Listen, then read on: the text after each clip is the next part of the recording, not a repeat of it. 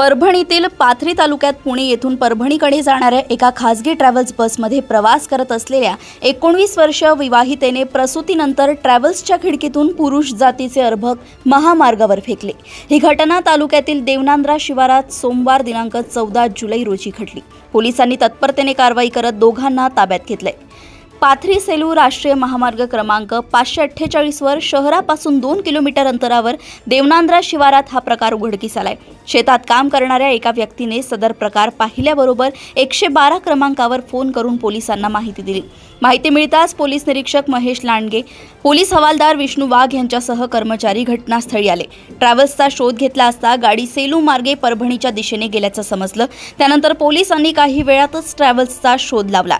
गाडीतून प्रवास करणारी 19 वर्षीय तरुणी आणि 21 वर्षीय तरुणाला पोलिसांनी ताब्यात घेतले।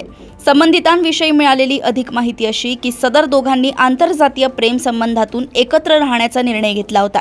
ते दोघे पुणे येथे कामाला होते।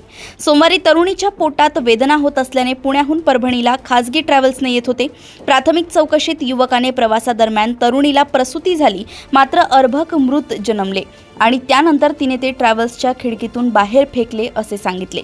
तरुणीला पुढील उपचारासाठी परभणी येथील शासकीय रुग्णालयात दाखल करण्यात आले आहे। पोलिसांनी ट्रॅव्हल्स बस ताब्यात घेत पोलीस ठाण्यात लावली आहे। या प्रकरणी गुन्हा दाखल करण्याची प्रक्रिया सुरू होती।